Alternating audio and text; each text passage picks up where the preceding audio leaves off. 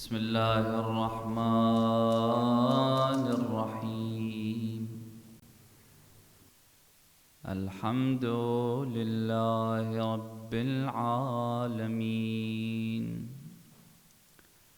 أحمده وأستعينه وأؤمن به وأتوكل عليه،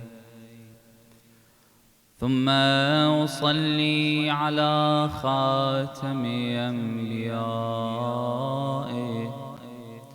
وأفضل سفرائه، المحمود الأحمد المصطفى الأمجد أبي القاسم محمد،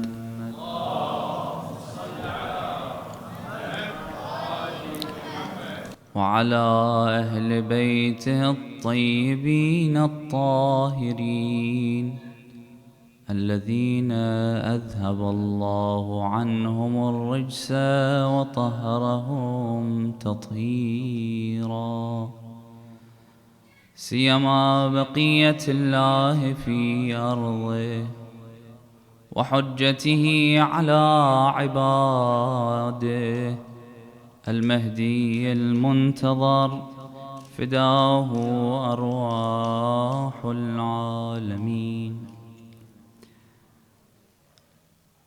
قال الله العظيم في محكم كتابه الكريم: أعوذ بالله من الشيطان الرجيم، وما هذه الحياة الدنيا إلا لهو ولعب، وإن الدار الآخرة لهي الحيوان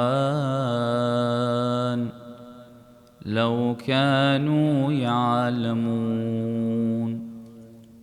آمنا بالله، صدق الله العلي العظيم. صلوا على محمد وآل محمد.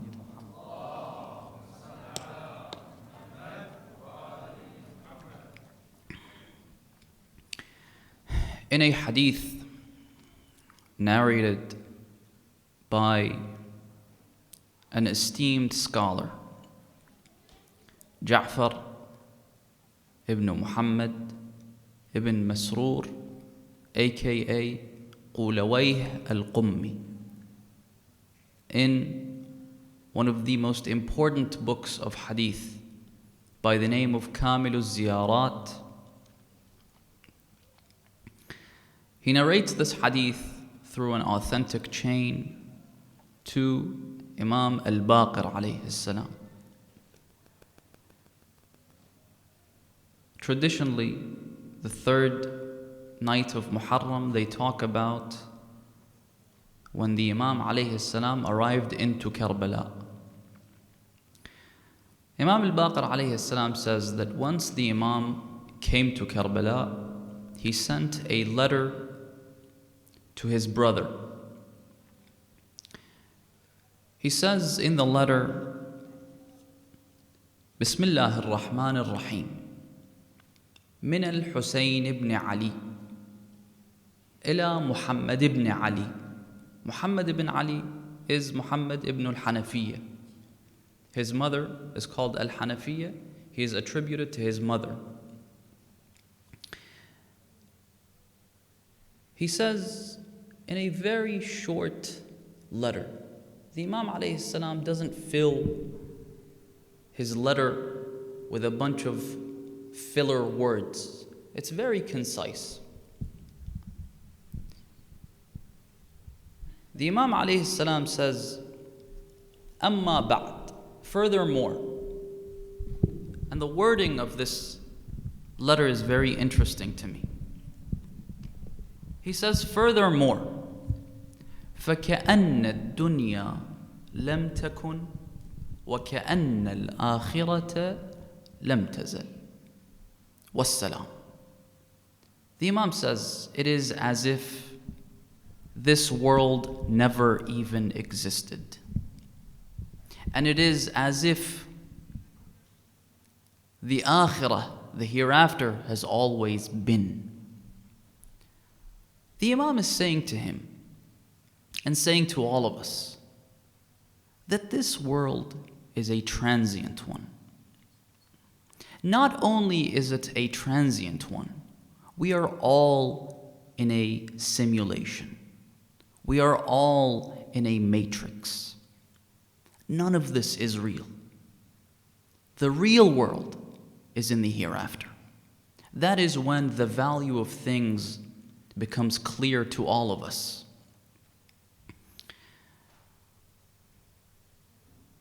In one of the verses of the Quran, Allah subhanahu wa ta'ala says about the day of judgment, He says, وَسُيِّرَتِ الْجِبَالُ فَكَانَتْ سَرَابًا. Most of the mufassirin, and I apologize that I am speaking in the presence of scholars, alhamdulillah. Most of the mufassirin say that this term, فَكَانَتْ, which is past tense verb in Arabic, actually means sarat. In other words, will be in the future. Because sometimes in the Arabic language, a past tense verb can signify or mean a future tense verb. وَسُيِّرَتِ الْجِبَالُ فَكَانَتْ سَرَابًا. So most of the mufassirin say that Allah subhanahu wa ta'ala is saying in this verse that the mountains will become a mirage. One of the mufassirin goes against this popular opinion. And he says something that is very interesting. He says, yes, it is true that sometimes in the Arabic language, فَكَانَتْ can also mean فَصَارَتْ. However, this is only when it's a necessity. So only when it is a necessity to define فَكَانَتْ as فَصَارَتْ will we do so. But here, there is no necessity. This is one of the miracles of the Quran. Allah subhanahu wa ta'ala is saying, وَسُيِّرَتِ الْجِبَالُ فَكَانَتْ سَرَابًا. The mountains will be removed, for they have always been a mirage. This entire world is a mirage. Nothing is real. In a hadith, Amir al-Mu'mineen alayhi salam says, النَّاسُ نِيَّامٌ. People are asleep. You feel awake, but you are asleep. فَإِذَا مَاتُوا انْتَبَهُوا. As soon as we die, that is when we wake up. In the same way that you can find yourself sometimes in a dream, you feel awake. The feeling of fear, the feeling of happiness is real, but it's all a dream. You're asleep. This world seems real, but this is not reality. This is a simulation. And so the Imam alayhi salam in this letter to Muhammad, his brother, is clearly telling him that you shouldn't be attached to this world because it's all a simulation. I'm sure you've seen these people who spend crazy amounts of money on the metaverse, on NFTs, on skins in Fortnite. $100, $200, $500, $1,000 on a skin. Honestly, if you spend $100 on a skin in Fortnite, I think if you buy a used sock for $100, it would be more worthwhile because you can actually use a sock. So people spend all of this money, and you can't help but think, why would you spend so much money on a simulation? I think I read this a few days ago. One of these YouTubers, most of you know him, Logan Paul, spent 600 or maybe 700, anyway, it's in the hundreds of thousands of dollars on an NFT that is now worth $10. And so they spend these crazy amounts of money on things that are intangible, on things that they cannot use. This is the example of the dunya. You buy, you make money, you work, you study, you do all of these things that don't come with you in the hereafter.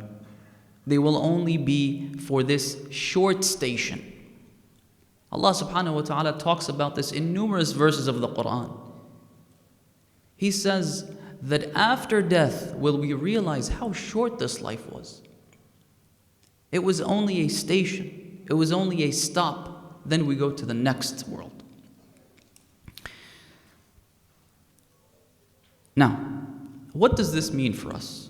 It means that we shouldn't be attached to anything in this world. Because all of these attachments create issues for us for our end goals. Why? Because in a very interesting story, Imam Al-Hussein alayhi salam, on his way towards Karbala, sallu ala Muhammad wa ali Muhammad.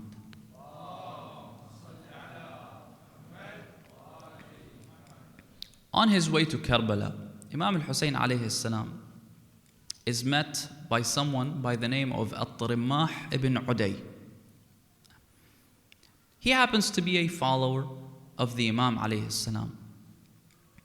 He asks the Imam about his destination. The Imam says that I am going to the city of Kufa.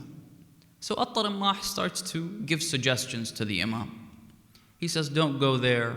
These people will abandon you. They will do this, they will do that. The Imam says, I don't need to hear this. I know about the people of Kufa. I know who they are. The Imam says that I have made a promise to the people of Kufa, and I do not want to break my promise. He says to the Imam, why don't you come to our village? It's between two big mountains. We will be able to offer protection in our village. The Imam says, no, I must go to the city of Kufa. Would you like to join us? The Imam says to At-Rimmah. At-Rimmah says to the Imam, to be honest, I've bought some food and I want to take this food with me to my family, and then I will join you. And when you hear these stories, you can't help but feel how pathetic his reasoning was. You have some food that you want to take to the family. Okay, that's fine. It's not a bad thing. But your family will have access to food. That's not a big deal. However, something that won't come back is the chance to support the Imam of your time. It's not like the Imam will be waiting for you until you join. If you happen to buy tickets to a plane and you pay 10,000 pounds for business class tickets, even though you've paid this amount of money, will the plane wait for you if you go 3 hours late? No, it'll travel without you. It's not like the Imam will wait for everybody to finish their affairs, this guy to take his exams, to sell his house, do this, do that, and then once everybody joins, then the Imam alayhi salam continues. No. The Imam will go. Either you're there or you're not. And so he says to the Imam, I have some food, I want to take the food to my family. The Imam says, I fear that you won't be able to join us. He says, no, I'll try my best. And he didn't join the Imam. By the time that he arrived, the Imam alayhi salam was already killed. Or I think he received news of the martyrdom of the Imam. And so, being attached to these pathetic things, our clothing, our houses, these will actually be the things that stop us from reaching our end goal. In a beautiful hadith, in the book of Al-Fiqh al-Radawi or Fiqh al-Rida, according to my research, the book is 99.9% reliable, either because it's from the Imam himself or by one of the scholars. In the book, there's a hadith about Prophet Isa, ala nabiyyina wa alihi wa alayhi salam. Allahumma salli ala Muhammad wa ali Muhammad.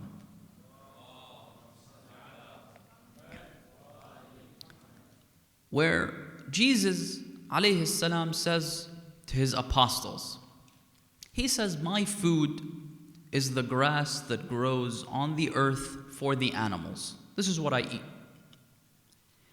My water, the water that I drink, is water from the river of Euphrates using my own hands. In other words, he doesn't have a cup. He doesn't have a bowl to use. He doesn't have materialistic things. He uses his own hands. Wasiraji, my lantern, is the moon. I don't need a lantern. I use the light of the moon. Wafirashi, my bed, is the earth. And my pillow is a rock. The clothing that I wear is Dolce & Gabbana. The clothing that I wear is lamb's wool. Then he says, لَيْسَ لِي وَلَدٌ يَمُوتُ. I don't have a child that I fear over, whether he's going to die or not. I don't have a wife that will be saddened if I leave. And I don't have money that I have to care about. Which account is this in? Which bank? What's the internet password? What number does the one-time password go into? I don't have any of this. I'm not worried about anything. فَأَنَا أَغْنَى وِلْدُ آدَمَ. I am the richest of the descendants of Adam. Because I need no one. I am attached to nobody. Have you seen people, university graduates, that take a leap year to travel all around the world? They don't have anything to worry about. They don't have a job. They don't have a family. So even though they have a small amount of money, but they're so free. They're so liberated. But as soon as they settle down, as soon as they buy a house, as soon as they buy a car, as soon as they have a family and kids, then all of these elements of settling down causes them issues. Now they're attached to each and every one of these. And so this hadith obviously presents to us how good it is to not be attached to anything in this world, where you don't need anything. You don't need anyone. Someone by the name of Suwayd ibn Ghafla, he is one of the companions of Amir al-Mu'mineen alayhi salam. He says that I went to Amir al-Mu'mineen after he had become the caliph. I went to his house. He only had a small hasira that he was sitting on. And aside from that, he didn't have any other things at home. None of the essentials that a home needs. And so he said to him, Ya Amir al-Mu'mineen, you have the keys to the treasury. Why don't you have the essentials in your home? And generally, if it not were for accountability, everyone would steal. Everyone would take some money and put it under the carpet.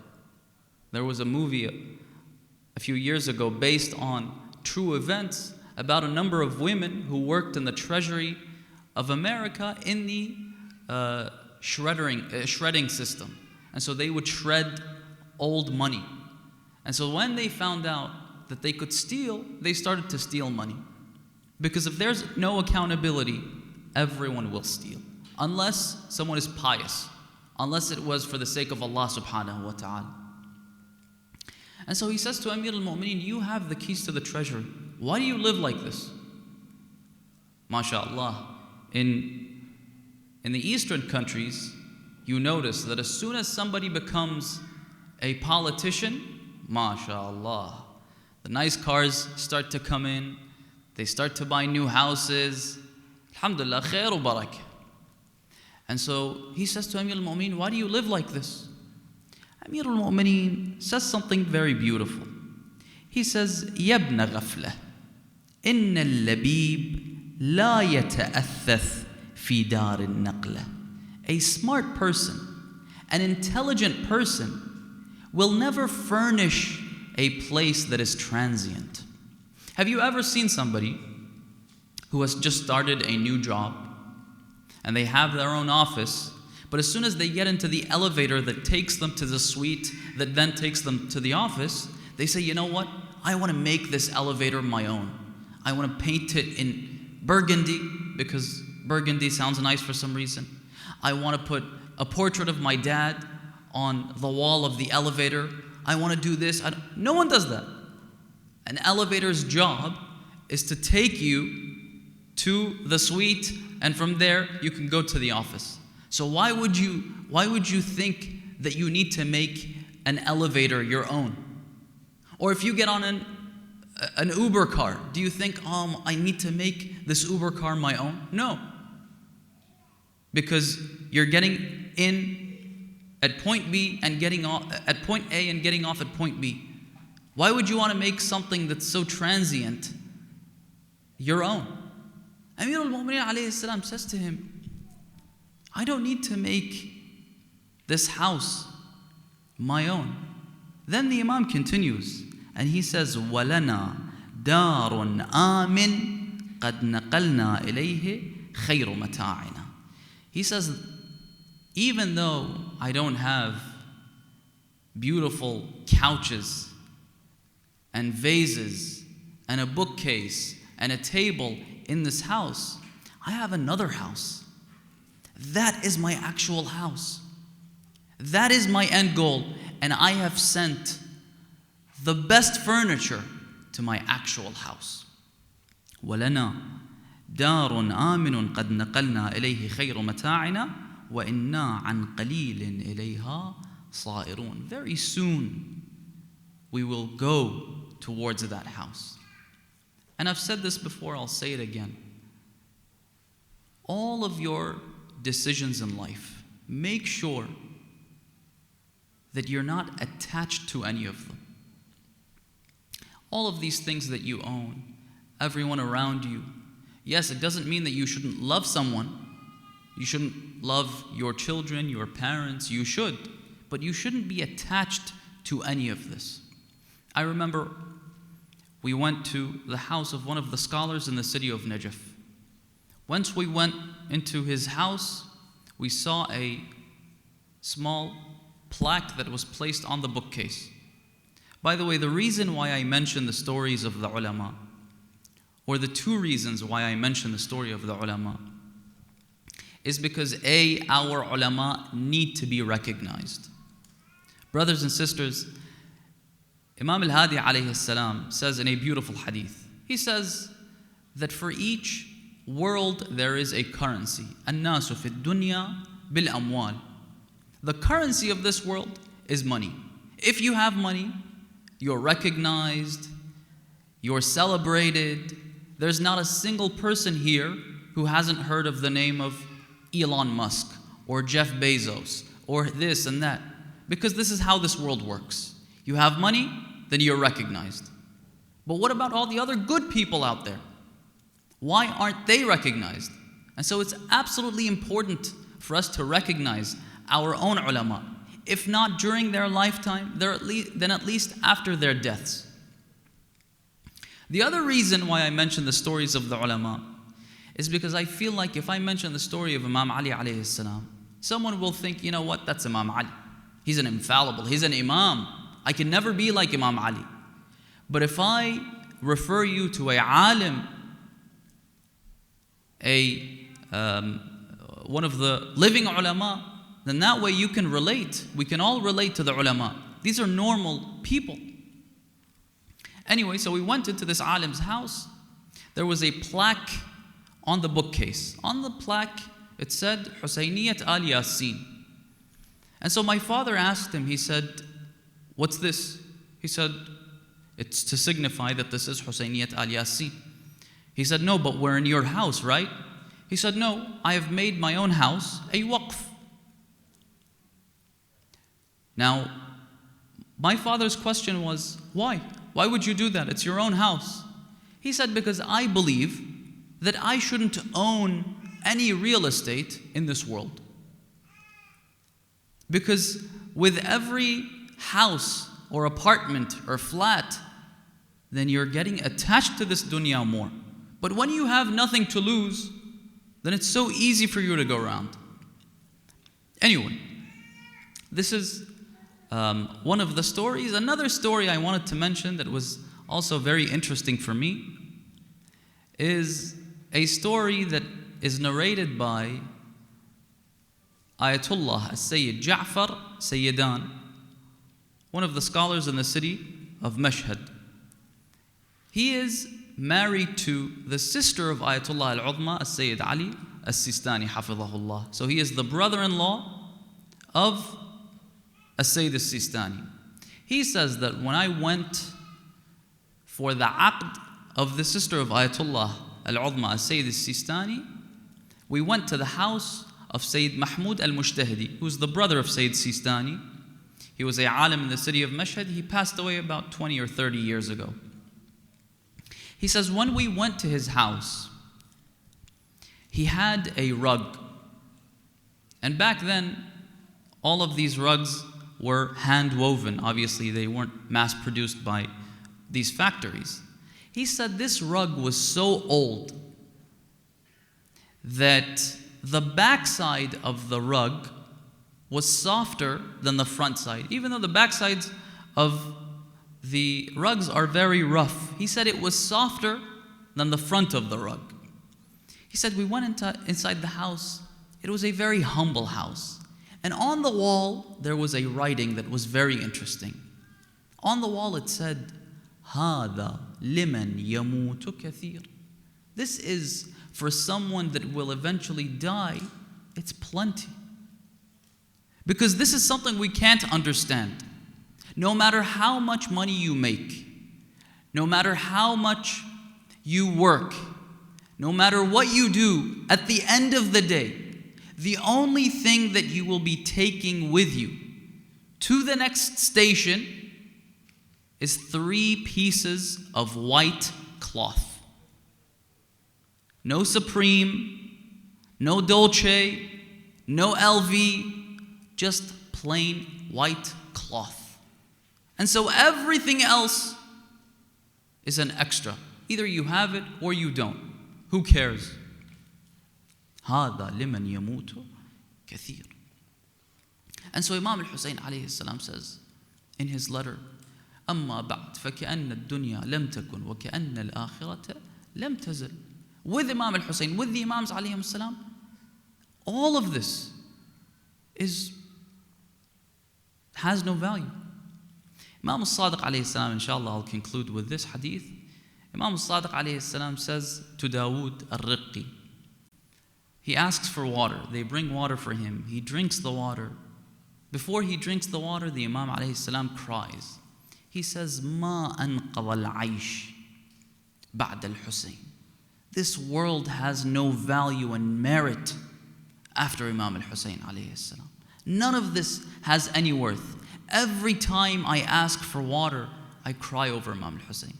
I'm not happy for anything that I have after what they did to Imam al-Hussein. Now, traditionally, they read the eulogy of when the Imam alayhi salam came to the city of Karbala. However, since it's the evening of Friday, I thought I'd remember the Imam, our master, Al-Hujjat ibn al-Hasan, salawatullahi wa salamuhu alayhi. Assalamu alayka ya Aba Abdullah وعلى الأرواح التي حلت بفنائك عليك مني سلام الله أبدا ما بقيت وبقي الليل والنهار ولا جعله الله آخر العهد مني لزيارتكم. All together. السلام على الحسين وعلى علي بن الحسين وعلى أولاد الحسين وعلى أصحاب الحسين. الله يا حامي الشريعة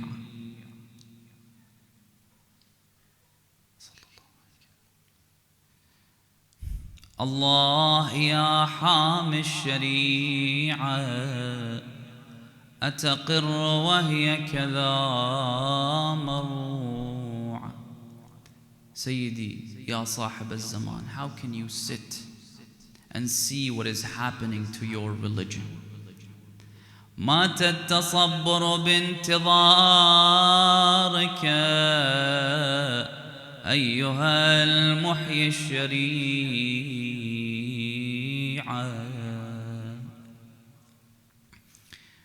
There's a beautiful verse of Persian poetry where the poet says, عاشقانی که مدام از فرجت می گفتند عکسشان قاب شد و از تو نیامد خبر. The people that were always talking about you, they have passed away and they have turned into portraits on our walls, but we still haven't heard back from you. مات التصبر بانتظارك أيها المحيي الشريعة فانهض فما أبقى التصبر غير أحشاء جزوعة. Sayyidi, we are waiting for you, and this wait has torn us apart. كم ذا القعود ودينكم هدمت قواعده الرفيعة. How much longer, Sayyidi, will you keep us waiting? Your religion, Sayyidi wa Mawlai, is collapsing. تنعى الفروع أصوله وأصوله تنعى فروعا. ماذا يهيجك إن صبرت لوقعة الطف الفظيعة. Sayyidi, what will make you rise if you couldn't rise over what they did to your grandfather Hussein? أترى تجيء فجيعة بأمض من تلك الفجيعة حيث الحسين على الثرى خيل العدا طحنت ضلوعا قتلته آل أمية ضامن إلى جنب الشريعة ورضيعه بدم الوريد مخضب فاطلب رضيعه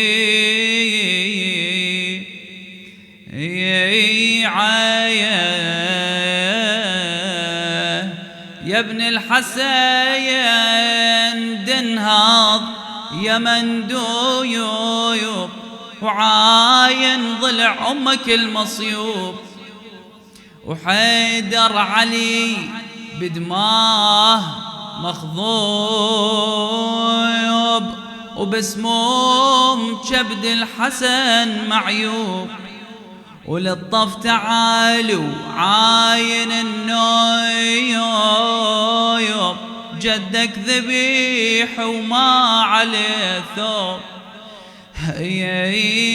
جدك ذبيح وما عليه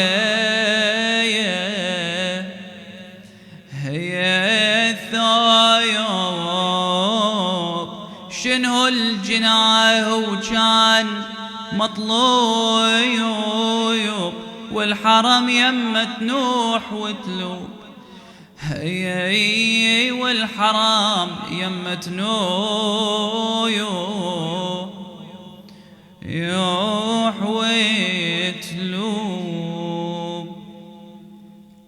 لكنما المرجع لله، ولا حول ولا قوة إلا بالله العلي العظيم. اللهم إنا نسألك وندعوك بأحب الخلق إليك محمد وآله الطاهرين أن تصلي على محمد وآل محمد، وأن تعجل في فرج مولانا صاحب الزمان. به اغفر ذنوبنا واستر عيوبنا، ارحم أمواتنا، اشف أمراضنا ومرضانا. وإلى أرواح المؤمنين والمؤمنات نهدي ثواب سورة الفاتحة مع الصلوات.